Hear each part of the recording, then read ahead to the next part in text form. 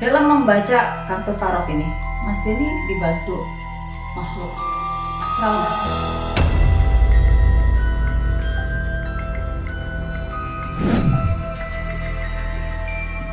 Ada nggak ritual-ritual khusus yang Mas Denny lakukan?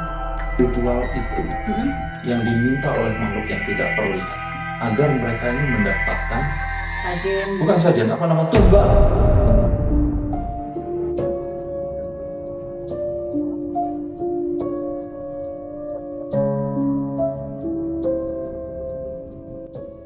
Oke, selamat malam pemirsa. Ketemu lagi bareng saya Evi Yulia di Lawa-Lawa Misteri. Seperti biasa, Lawa-Lawa Misteri akan menghadirkan para bintang tamu yang akan menceritakan pengalaman mistisnya. Dan malam hari ini kita sudah kedatangan lagi bintang tamu kita untuk kali kedua ya, ada Mas Denny Darko. Kita sapa dulu untuk Mas Denny-nya. Halo Mas Denny. Apa kabar? Alhamdulillah.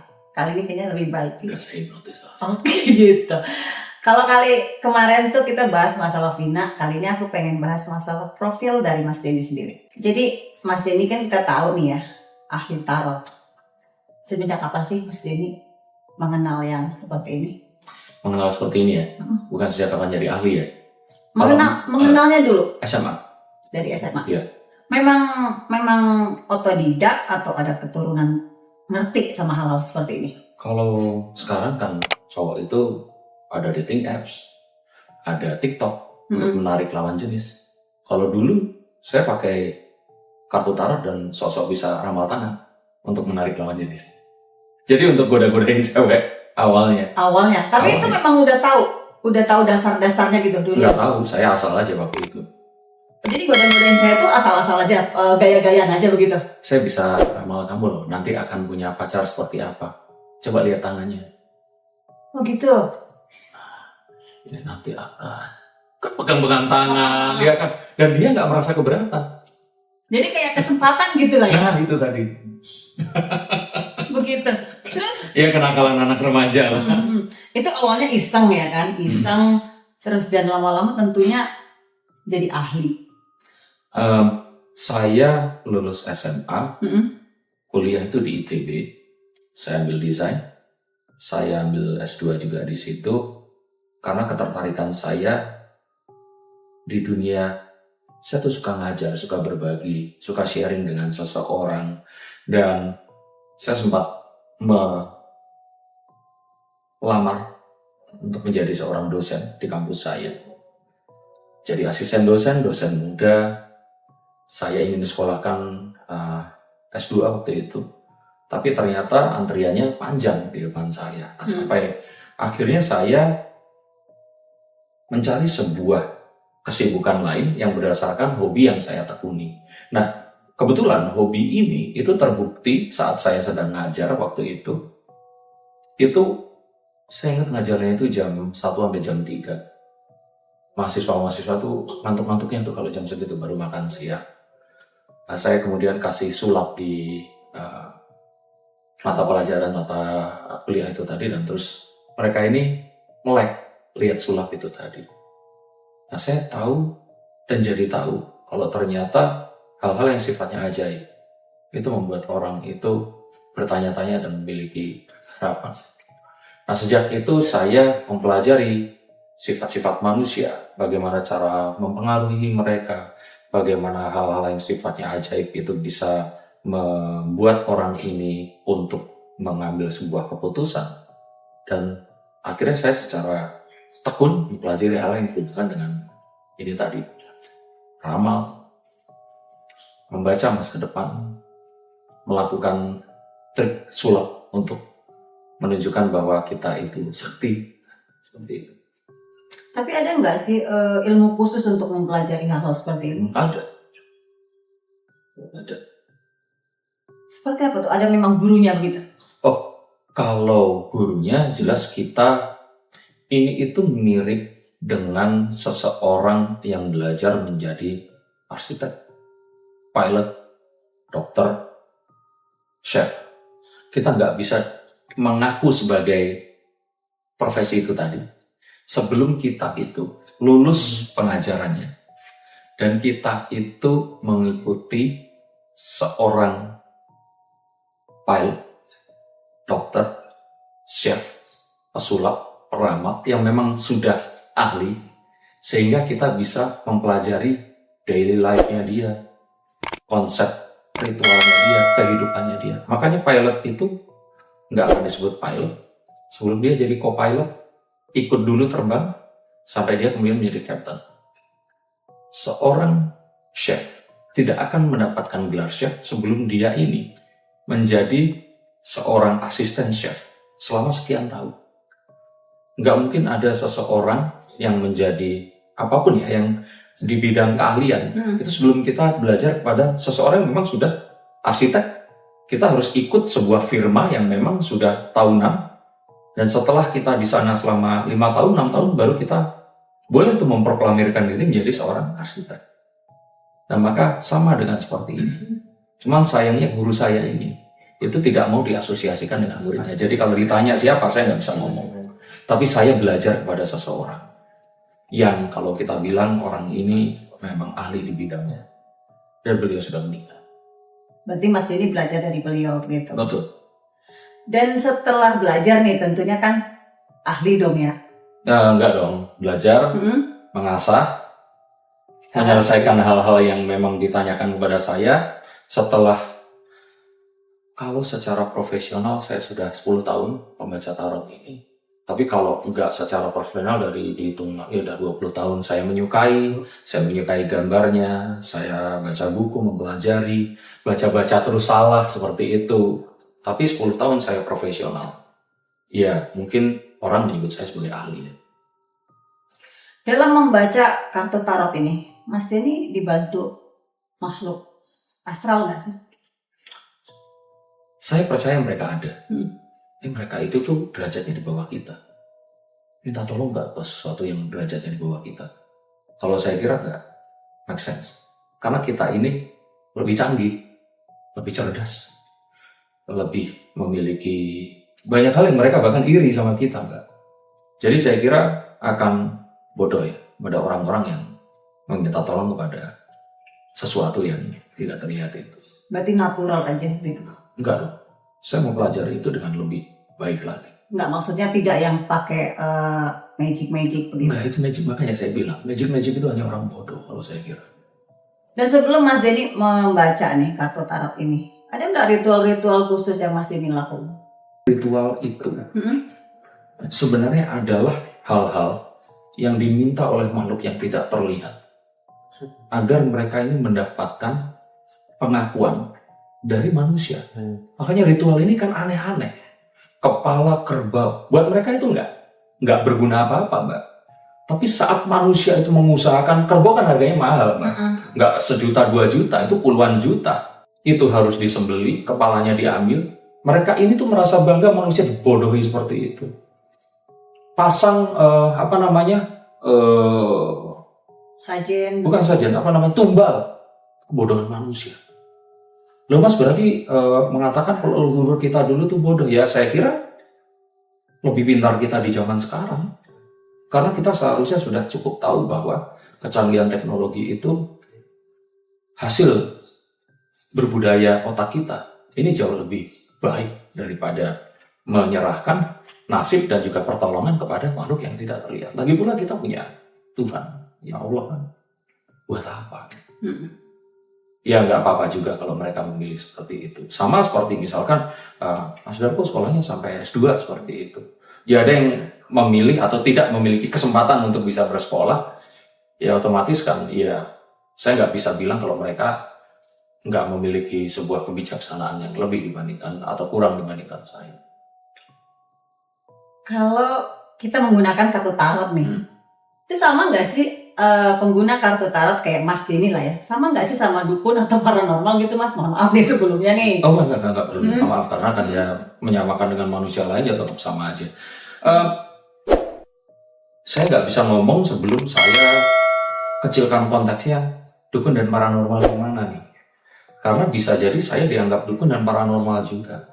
Tapi saya katakan bahwa membaca menggunakan kartu itu sama seperti saat Mbak membuka GPS dan memperkirakan berapa menit atau jam Mbak akan sampai di rumah dari tempat ini. Tapi kalau disamakan antara paranormal dan dukun, itu tergantung persepsi orang masing-masing begitu. Maksud saya, dukun dan paranormal itu kan dianggap menggunakan dan meminta tolong kepada hal-hal yang sifatnya spiritualisme dan gaib. Nah, saya juga menggunakan spiritualisme dan gaib, tapi dengan cara yang berbeda. Spiritualismenya adalah dengan sugesti, hipnotis. Kalau Mbak ingin tahu juga ada yang namanya neuro-linguistic programming. Kalau Mbak mau tahu lagi ada namanya itu magnetism ya, saya bilang seperti itu. Dan saya juga menggunakan hal-hal yang gaib seperti wifi. Itu goib. Oh goib dong, iya dong. Internet, transfer antar bank itu kan Goib. Iya goib. Goib sekali. Iya goib sekali makanya. Nah, saya kira itu tadi harusnya masyarakat itu tambah pintar dan mengetahui hal-hal goib yang dipercaya. Sebaiknya hal goib yang saya ucapkan itu tadi. Kayak wifi, Iya. transfer bank. Iya, gitu. iya. Jadi Kalau jangan- percaya sama tuyul, makanya saya bingung ini bukan tahun 1524, ini 2024 gitu loh. Mas ini dalam membaca kartu tarot ini punya indera keenam nggak sih? Atau seperti Nah, orang-orang ini? Indra keenam kalau yang dikontekskan sekarang ini kan mengetahui sesuatu, tapi menggunakan hal yang tadi tidak terlihat. Tapi indra keenam saya adalah kecerdasan saya, kemampuan saya untuk mengaruhi manusia lain. Itu indra keenam buat saya. Jadi kalau ditanya iya, tapi dengan cara saya sendiri indra keenamnya. Bukan seperti yang lain-lain dengan indera keenam yang bisa kayak mata batin terbuka begitu, tidak seperti itu. Aku kalau Mas Denny udah melihat saya dengan seperti itu tuh agak aneh begitu. Mbak lihat lampu yang di situ. Iya. Ya, oke. Mbak bayangin lampu ini misalkan berapa watt? Sekarang aja berapa? Berapa ya? 500? 600 gitu kan? 600. Anggap saja ini lampu ini kan sebelah kanan nih. Berarti yang ini 600 watt. Lampu yang menghadap saya ini 500 watt juga. Tapi lampu ini itu dimasukkan ke sumber listrik yang berbeda. Lampu pertama, dia nyala selama 3 jam syuting dan terus kemudian mati. Lampu kedua yang di sini, ini nyala hidup sampai jam ketiga, dia mati. Mana lampu yang menghabiskan buat lebih banyak, lampu A atau lampu B? Lampu A. Karena Lebih duluan mati. kalau yang ini, Itu gimana prediksinya? enggak, kalau yang A kan karena lebih duluan mati. Kalau lampu B tadi gimana? Sama-sama dicok di tempat yang berbeda. Tapi Di tempat yang berbeda. tapi dia lebih hemat begitu. bukan. Kalau lampu A kan nyala terus, dia nyala selama 3 jam. Kalau lampu B apa tadi? Saya bilang. Alah lupa. Nah, tapi kenapa Mbak bilang ini menghabiskan energi lebih banyak? Dari prediksi mati duluan ya begitu. Lah bukan. Lampu A ini nyolok, 3 jam mati. Ini nyala hidup, terus 3 jam mati. Karena nyala hidup begitu. Mana yang menghabiskan energi lebih banyak? Harusnya yang nyala hidup ya. Karena Ya itu nggak stabil ininya, nggak stabil arusnya. lihat saya, nyala sama hidup bedanya apa? Sama-sama hidup. Kan sama aja sama nyala terus. Kenapa Mbak bilang itu menghabiskan energi? Karena Mbak mengira itu nyala mati atau hidup mati. Betul nggak? Karena Mbak melihat tangan saya. Begini. Udah kena hipnotis lagi pemirsa. Ini bukan hipnotis. Ini neuro-linguistic program. Menggunakan bahasa tubuh mengaruhi orang lain. Lebih sakti mana dibandingkan menggunakan makhluk gaib? Berarti lebih sakti yang seperti ini kita menurut Mas Denny. Sakti. Sakti banget. Nah, makanya tadi saya katakan bahwa manusia tuh melupakan kemampuan mereka Agak tegang, sendiri. guys. Kecanggihan otak, mulut mereka, dan bahasa tubuh mereka sendiri. Tapi mereka lebih percaya sesuatu yang di luar mereka, yang nggak jelas bentuknya, nggak jelas ada atau enggaknya, dan nggak jelas mereka ini bohong atau enggak. Sebagai seorang muslimah, orang setelah meninggal dunia enggak, dia masuk alam apa? Alam kubur. Bisa nggak kita berkomunikasi dengan mereka? Tidak. Nggak bisa. Hanya ada 3 cara yang akan bisa kita komunikasikan, dan itu adalah memberikan bantuan kepada mereka selama mereka di alam kubur.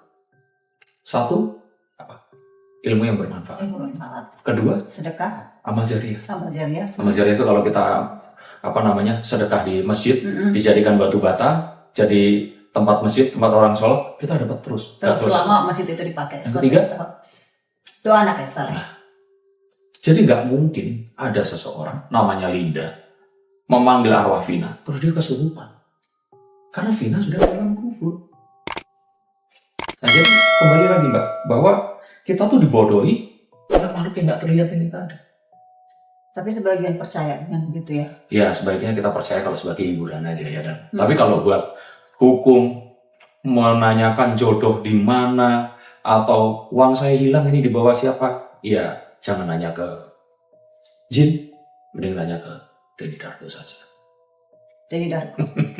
Kita masuk ke tema horor ya, karena kan ini lawa-lawa misteri judulnya.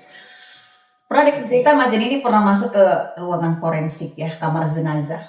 Saya lebih tepatnya lagi, saya sebenarnya dulu itu punya bersama dengan teman-teman saya sebuah channel namanya Tak Kasat Mata. Itu melakukan, orang bilang penelusuran ya, datang ke tempat-tempat yang seram, wingit, tempat-tempat yang konon banyak makhluknya, dan terus kemudian ya mencari tahu apa yang ada di situ. Pernah ketemu nggak sih dengan sesuatu yang memang horor di tempat-tempat seperti itu? Mas Pernah, Denny? tapi kan bukan saya yang melihat. Saya mengajak satu orang, namanya Filsi Herlin ya. Dia itu sebagai tim saya yang bisa berkomunikasi. Dan dia memandu saya untuk menggambar seperti apa sosoknya. Oh berarti Mas Denny bisa menggambar? Bisa menggambar tapi nggak bisa melihat.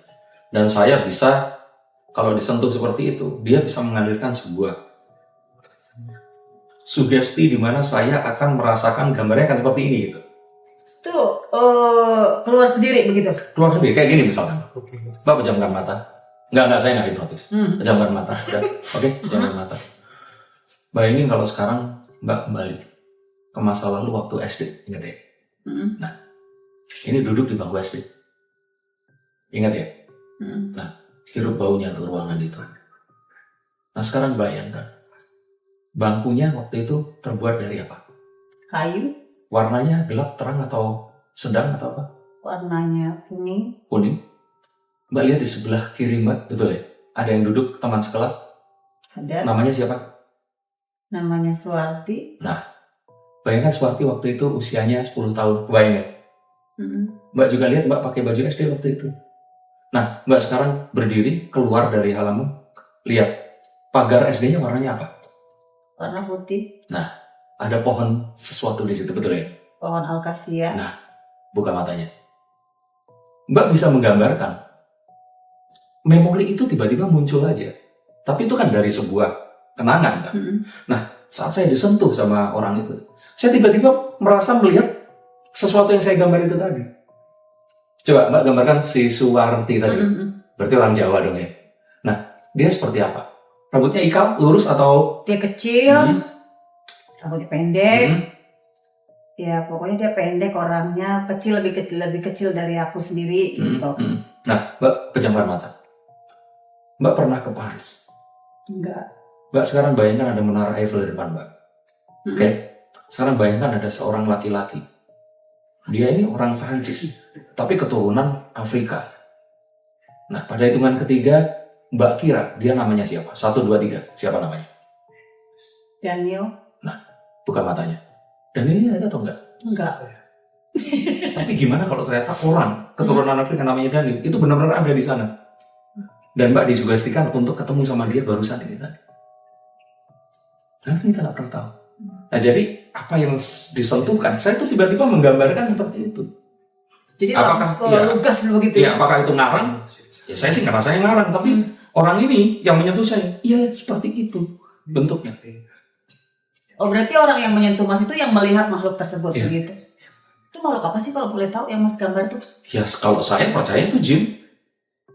Kalau dia percaya ini arwah yang masih bergentayangan, tokorin. Ada yang percaya bahwa saat manusia ini lahir, saat itu juga ada 7 jin yang lahir juga. Yang menyerupai kita begitu ya kan? Sebenarnya bukan menyerupai, lebih tepatnya mereka ini tidak berbentuk tapi mengikuti kita. Karena mereka menjadikan kita ini sumbunya. Jadi mereka itu pergi mengikuti kita kemanapun kita pergi. Sehingga kalau kita itu orangnya itu rajin beribadah, dia akan ikut. karena kita beribadah. Kalau kita orangnya suka mabuk, main perempuan kalau laki-laki ya, dia akan ikut juga ke situ. Nah, saat orang ini tadi meninggal dunia, jin ini dipercaya usianya lebih panjang. Akhirnya mereka ini terlepas ikatannya. Dan jin-jin ini tadi akhirnya itu bersemayam di tempat-tempat yang suka kita datangi. Nah, makanya kadang-kadang orang suka lihat, itu ada Mbak Evi tuh di masjid sana. Mungkin itu 90 atau 100 tahun lagi saat Mbak udah meninggal ya. Ya Mbak nggak berencana hidup 140 tahun seperti Enggak, itu. nanti bikin susah. Ya, makanya. Nah, itu karena itu tadi orang percaya energinya itu ada di situ. Gitu. Nah, tapi kan kembali Mbak, ini kan sesuatu yang orang kalau bilang itu di ilmu pengetahuan namanya PSEUDO, pseudo. Nggak benar tapi juga nggak salah. Jadi di tengah-tengah. Sampai akhirnya teknologi bisa membuktikan itu. Loh Mbak, santet itu sama transfer duit sama persis Mbak. Kok bisa antara santet dan transfer duit sama persis? Ya sama dong. Kalau ini kejadiannya 50 tahun yang lalu misalkan, Mbak, jam Mbak saya bawa, ini saya transfer ya. Percaya nggak orang? Nggak percaya. Tapi santet waktu itu orang percaya nggak? Percaya Mbak. Uang ditransfer sama duit ditransfer kan sama. Oh iya, sama. Betul kan? Iya, sama aja. Jadi maksudnya di sini adalah teknologi akhirnya membuka lebar-lebar teori tentang supranatural itu tadi. Itu sebenarnya yang terjadi. Kalau Mas Denny sendiri nih, bisa nggak sih ngerasain kalau berada di suatu tempat itu ya? Sesuatu tempat, misalnya sekarang nih ya, kayak di sekarang ini. Ada ngerasain makhluk-makhluk astral nggak sih? Kalau Bisa saya sih, merasakan gitu? saya tidak bisa. Saya pernah berusaha dan tidak bisa. Karena logika saya mempertanyakan hal itu. Nah, untuk orang yang bisa merasa, ya saya ucapkan selamat. Saya nggak bilang kalau mereka ini mengigau, bermimpi, ya silakan. Tapi saya katakan ya kita berbeda aja. Nggak bisa, saya nggak bisa, mereka bisa. Udah sesimpel itu. Saya nggak bisa kalau melihat. Makanya saya perlu bantuan orang yang bisa untuk itu tadi. Kalau kita bilang itu meresonansi agar saya bisa merasakan. Seperti itu. Selama Mas Denny menggunakan kartu tarot ini ya, seperti misalnya meramal orang, gitu. Ada nggak sih kejadian-kejadian mistis yang Mas Denny alami? Itu di situ saya suruh hipnotis Anda jadi Syahrini gimana? Mau sekarang atau nanti? Nanti aja. Oke. Kalau mau dihipnotis jadi Syahrini nanti aja ya pemirsa. Oke, ya udah. Kameramen jadi Reno Barat gimana? Boleh. Oke. Mbak jadi anaknya yang mau lahir? Belum lahir. Ya gimana tadi pertanyaannya apa? Tuh kan, jadi nggak konsen. Nama saya Denny siapa? Denny Darko. Oke. Karena nggak dihipnotis ya. Terus. Iya, selama Mas Denny memainkan kartu tarot ya seperti meramal orang gitu. Ada nggak sih kejadian-kejadian mistis yang Mas Denny alami? Nggak ada, sama sekali nggak ada. Sama sekali tidak ada. Sekali. Jadi semuanya berjalan dengan normal-normal aja. Mungkin karena saya menolak itu. Bukan percaya, menolak untuk tidak menggunakan itu. Saya percaya dan harus percaya sebagai muslim bahwa jin dan sesuatu yang goib itu ada. Tapi saya tidak pernah merasakannya. Kalau misalnya nih, karena ini sesuatu yang, kalau aku sendiri bilang ya Mas ya, ini sesuatu yang kayak di luar nalar begitu kan. Sebenarnya kalau aku sih ya, kalau pribadi, ini kayak seperti di luar nalar gitu. Tapi kok Mas Denny bisa tidak mempercayai hal-hal yang seperti itu? Memang sudah ditekankan itu musyrik, memang percaya itu musyrik gitu kan. Tapi harusnya kan berkaitan begitu. Gini Mbak, Mbak bisa menyalakan handphone, terus mengetik di situ cuaca Jakarta seminggu ke depan. Itu ketahuan Mbak. Kalau hari ini hari Jumat, Sabtu, Minggu, Senin, Selasa itu ketahuan Mbak cuacanya. Dan 90% itu akan akurat. Mistis atau bukan? Bukan. Karena? Ya itu memang sudah, dibilangnya, itu logika gitu, maksud logika. Ya logikanya karena melihat apa? Cuaca. Betul. Di cuaca itu ada apa? Begitu. Ya ilmu pengetahuan. Di ilmu pengetahuan itu ada apa? Kan tuh kan jadi dibalikan lagi ke saya. Bukan. Mbak tapi mengerti, cuman Mbak nggak bisa membahasakan. Ada pola, betul ya? Pola untuk cuaca begitu. Gini, Bumi itu kan berputar di poros yang satu kan, nggak terus rubah-rubah kan, karena kalau rubah itu kiamat Mbak. Nah, saat bumi berputar sambil dia merotasi terhadap matahari, bumi itu otomatis melakukan satu hal yang selalu sama di setiap waktu yang sama dalam sebuah frekuensi. Itu namanya pola. Tahu ya pola ya maksudnya? Pola itu artinya kita akan tahu bahwa bumi itu akan di sini setelah sekian waktu kembali lagi ke titik ini.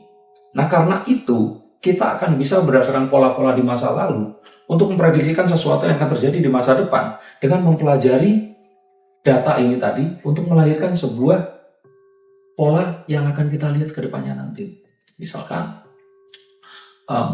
ada satu laki-laki. Wanita ini melihat laki-laki ini berselingkuh. Kalau dia sekali berselingkuh, dia nggak akan pernah percaya karena dia akan bilang, laki-laki ini akan berselingkuh lagi. Ini pola. Sekali kejadian, dia pasti akan berulang lagi. Nah, cuaca itu bisa diperkirakan berdasarkan pola dan tanda yang kita lihat di alam. Akhirnya kita bisa prediksikan apa yang terjadi di Meksiko itu akan berakibat ke Jakarta. Di Meksiko terjadi pemanasan permukaan air sehingga terus kemudian air ini tadi menimbulkan gelombang ini menimbulkan ombaknya menggeser hawa panasnya pindah ke Jakarta, terjadilah kemarau yang lebih panjang yang disebut sebagai El Nino.